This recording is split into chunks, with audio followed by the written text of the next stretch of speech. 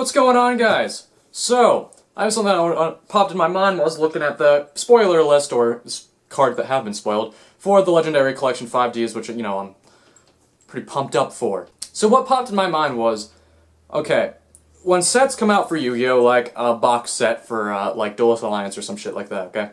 For an example. It changes the game because it's new cards that players want to play.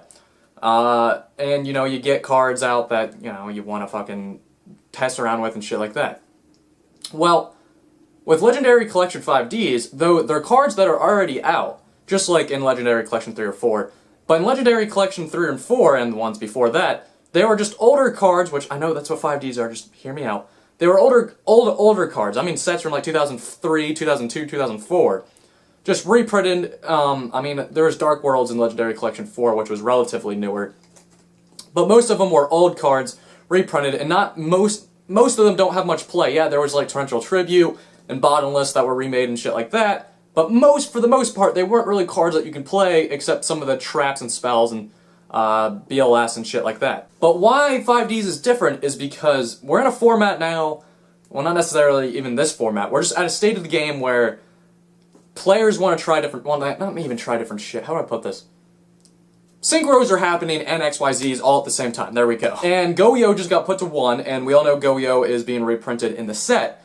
And I still see people not play Go-Yo simply because they just don't want to go out and buy it, because they already spent a fuck ton of money on number 101. And yes, I've even seen, when I watch deck profiles of people that can sync up and stuff, they don't always have Go-Yo in some of the fucking recent winning decks that have deck profiles. So what I'm getting at is, for the players that are budget, and even for the players who are not, there's going to be a whole set of good cards that are access to anybody who wants them pretty much. Yes, the reprints will still be relatively expensive for the more sought-after cards, but okay, for example, for somebody who never wanted to play a Quasar deck just simply because it was a little too gimmicky and you had to spend at least 80 bucks on 2 Quasars, doesn't seem good enough for like the ratio. Well, now a Quasar comes in every set. Quasar is going to be like $2, 3, maybe 5 on Amazon. And you get a Black Rose with every one. And Black Rose, not super sought after. It's like $18 card, or was. I haven't checked the price in a while because I have one, so I don't really need to look it up.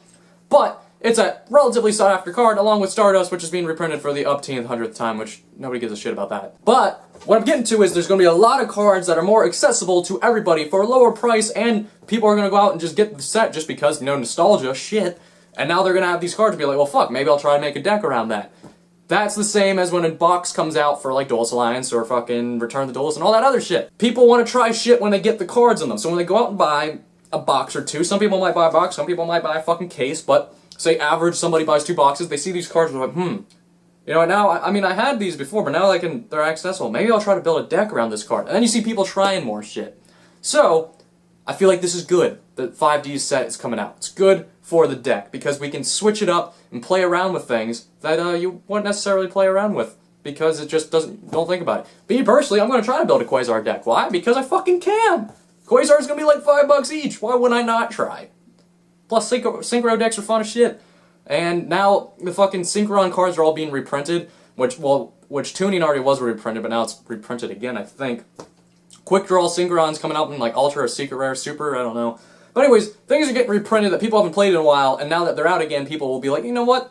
I'll play it again, because it's just in their face. So you might see this in tournaments, because people are like, well, now I have my decked out Synchron deck with all the Synchros. I know Galactic God, I don't know if you watch me, but Galactic God getting his freaking Synchrons and Ultra and Super Rare and stuff like that, you know he's going to be playing it, or at least trying to. Doesn't mean he's expecting to win, but it's just some fun shit to play, and it's in hollows, so yeah, why wouldn't you? So that's for everything. Just like Dark Worlds, I think people will try to play Dark Worlds for a little bit, all because they could pimp out their deck now. So now you have the players that want to try stuff out because the cards are accessible to them, and people who want to try stuff out again just because now their deck is pimped out when before it wasn't. So I feel like this is really good for the format, and I don't feel like anybody's really brought that up except me. And if you have, then tell me about it, because that person deserves the credit and not me. But yeah, guys, it's just a thought that popped in my head. And expect more videos. I know I say that every time, but I actually expect it because now I'm off work till spring, even though I'm probably going to go find another job. But until I get that other job, expect videos. So see you later, guys. Peace!